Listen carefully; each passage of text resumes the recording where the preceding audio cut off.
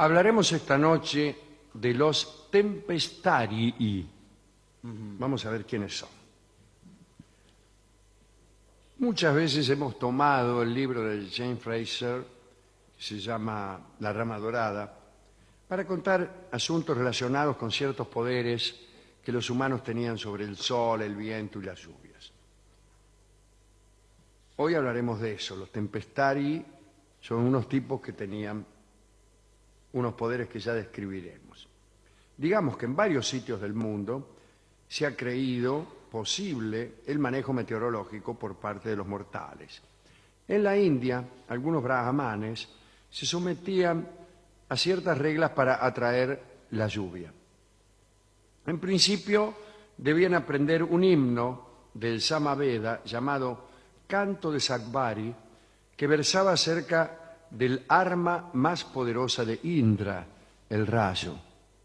El estudiante que quería dominarlo debía aislarse y dejar su aldea para dirigirse a la selva. Allí, durante un tiempo que variaba entre los 7 y los 12 años, debía observar las siguientes normas. Primero, llevar ropas limpias. Segundo, comer alimentos negros. Si llovía, no debía refugiarse bajo ningún techo. Nunca debía cruzar una corriente de agua sin tocarla. Le estaba prohibido navegar y necesitaba cantar aquel himno del Samaveda todos los días. El que seguía aquellos preceptos solo necesitaba desear la lluvia y el trueno para poder obtenerla. Vos venías caminando tranquilamente por ahí y decís, che, qué gana de que llueva y truene. Brum. Y venía, pero había que cumplir con todo. Primero había que estar 12 años en la selva. Sí. Pero esta creencia brahmánica no tenía, digamos, enemigos, porque no era perniciosa, ya que un brahmán nunca perjudicaría a nadie con tormentas indeseables. Se confiaba acerca de la probidad del brahmán, probidad que era reconocida en forma proverbial, ya que para ser brahmán había que ser recto. Allá por el siglo IX en Europa, y aquí llegamos al asunto central, aparecieron unos hombres que sí eran de temer, porque no tenían la probidad de los brahmanes. Eran los tempestarii. Un prelado carolingio llamado Agobardo, que era arzobispo de León, escribió un tratado allá por el año 830 que se llamó La loca opinión del pueblo respecto del granizo y el trueno. Agobardo contaba que en aquellas regiones de León casi todos los hombres nobles y plebeyos creían que el granizo, el rayo y el trueno podían ser dominados por unos personajes misteriosos conocidos como los tempestarii. Eran básicamente gestores de temporales, pero de temporales furiosos que producían solo para hacer daño. Estaban entrenados en un procedimiento muy extraño, que era este. Una tempestad verdadera y natural podía ser capturada, cooptada mágicamente por alguno de estos tempestarii para poder reproducirla luego. Quiere decir que las tempestades que lanzaban eran tempestades pretéritas que ellos retenían de algún modo. En determinados momentos los pobladores ya no sabían qué tempestad era lícita o verdadera y cuál era una reproducción posterior de los tempestarii. Agobardo, en su libro, decía que los campesinos estaban tan cegados por su locura que él mismo pudo ver en una asamblea presentar a 4 personas consideradas tempestarii que fueron condenadas a muerte por lapidación. O sea que creían en eso. La creencia estaba tan arraigada, dice Agobardo, que apareció la contrapartida de los tempestarii, y eran los defensores, que procuraban detener los poderes meteorológicos de los tempestarii a cambio de un pago. Es decir, los defensores neutralizaban a los tempestarios. Y como cobraban, apareció un problema. Problemas con la Iglesia.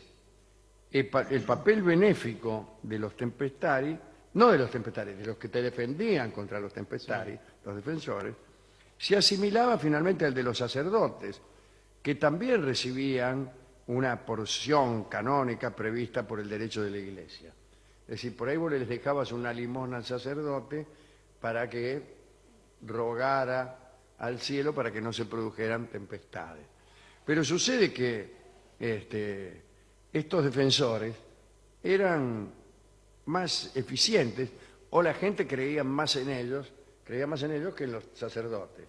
Y entonces ya no dejaban limosna a los sacerdotes, sino que le daban un dinero a los defensores. Y entonces empezaron a perseguir a los defensores. O sea, curiosamente, perseguían a los tempestari por producir tormentas y a los defensores por impedir que se desencadenaran. Según Agobardo, que evidentemente no era supersticioso, la cosa era así. Mirá lo que pensaba Agobardo. Decía, fíjense toda esta superstición, decía Agobardo, ¿no? La gente cree primero en unas personas que producen tempestades, o que es supersticioso. Y después empieza a creer en personas que pueden combatir el poder de los tempestarios, o que es supersticioso. Y sigue escribiendo y dice, veo en todo esto la influencia del demonio. Por fin apareció la razón. Que confunde el espíritu de los cristianos para extender supersticiones paganas y perjudicar a la Iglesia. Claro. Extraordinario, ¿no, Agobardo? Bueno, para demostrar la vanidad de semejantes creencias, Agobardo se basó en un arsenal de citas bíblicas.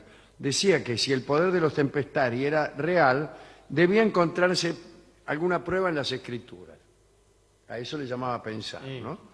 Y como allí no había nada, eso era prueba suficiente de que no era más que locura. Bueno, hubo una discusión pueblerina al respecto, en donde se le dijo a Agobardo que la Biblia sí decía algo de tempestades provocadas. Y si busca, por ahí va a encontrar. Sí, va a encontrar nada Sí. menos que el diluvio. Claro. Ah, dijo, aquí estamos. Bueno, Agobardo decía que el diluvio no se contaba, o sea, lo pescaron. Allá en el siglo XIV, Bernardino de Siena escribió también acerca de esta superstición y decía que los tempestari eran hombres procedentes de una región tal vez mítica llamada Magonia, y decía también que el más importante de los tempestari fue un hombre llamado Teobaldo, que se jactaba de producir granizos particulares, es decir, tormentas de piedra que caían específicamente allí donde él lo sugería. Hasta tal punto llegaba su precisión que muchos hombres denunciaron que una lapidación celestial había caído sobre sus cabezas. Casi como escena del absurdo, algunos testigos afirmaban haber visto a compañeros de labor perseguidos por granizos específicos. Con ese peligroso poder, Teobaldo no solo conseguía destruir cosechas, sino también personas. Es decir, te hacía perseguir por una tormenta particular. Es una idea poética muy interesante en la de pensar. Yo varias veces quise escribir algo sobre un tipo que tenía una tormenta particular, pero me di cuenta de que no tenía mucho desarrollo. Que una vez instalada la idea, que es deliciosa y ajena, después no hay cómo seguirlo. Le llueve y le llueve y le llueve. Le llueve y no sigue más, ¿no? Bueno, no sabemos nada acerca de explicaciones racionalistas de semejante cosa. No hubo una reacción ebemerista. No apareció Ebémero a decir, bueno, en realidad no, esto puede explicarse por coincidencia. No hubo nada de eso. Nada, no hay nada científico que se aproxime a ello. Solo queda como extravagancia de las crónicas antiguas la imagen de estos seres perseguidos por las lluvias desatadas por sus enemigos. Lo que sí tuvo lugar fue el castigo de Teobaldo, que murió lapidado por los aterrorizados creyentes de la campiña leonesa a comienzos del siglo X.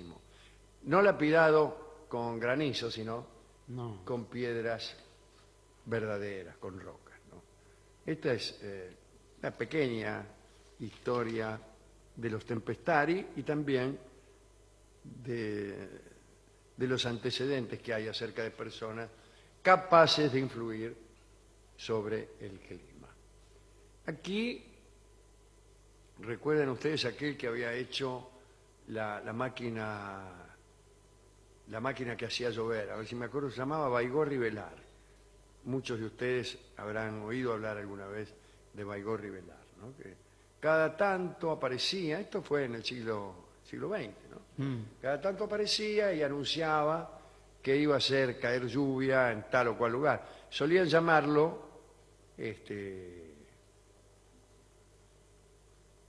donde había Agricultor. sequía. Claro, sí, sí. Entonces él iba y ponía en acción la máquina, bueno, a veces llovía, siempre hacía llover la máquina, salvo que cometieras el más mínimo error en el procedimiento, en cuyo caso no llovía. Hay una historia que también alguien escribió alguna vez acerca de un músico que hacía llover. Eso tiene gracia también, ¿no? Músico cuya forma de tocar producía lluvia. Y entonces lo llamaban de lugares donde había sequía, evidentemente, ¿no?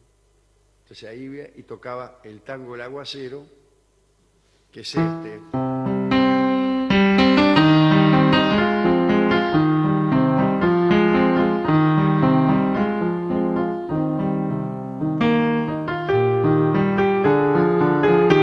Bueno, Mire, están cayendo las primeras gotas. parece mentira, ¿eh? Pero mire usted. ¿Por qué no llama al servicio meteorológico? Sí. Ahora, la pregunta ¿es el tango El Aguacero el que desata el aguacero? ¿O era aquel músico? O era el músico. La forma No, de tocarlo. era el músico. ¿O era todo un cuento y una mentira? Y a veces llovía y a veces no. Bueno, Cuando llovía se lo atribuían al músico y cuando no llovía algún defecto del ritual, sí. como siempre ocurre. Esta misma pregunta le hicimos a nuestro discotecario. No la respondió desde luego, No la entendió. pero sí me dijo que en verdad la canción que hacía llover positivamente era Tiempo Tormentoso, Stormy Weather. Y nos convidó a que hiciéramos la experiencia Vamos a con probar. la versión de Ella Fitzgerald. Y es lo que vamos a escuchar ahora para ver si llueve. Vamos a salir a ver si llueve. Vamos a salir todos los que estamos aquí en el galpón y a escuchar a Ella Fitzgerald en Tiempo Tormentoso y comprobar a ver si surte efecto esta canción.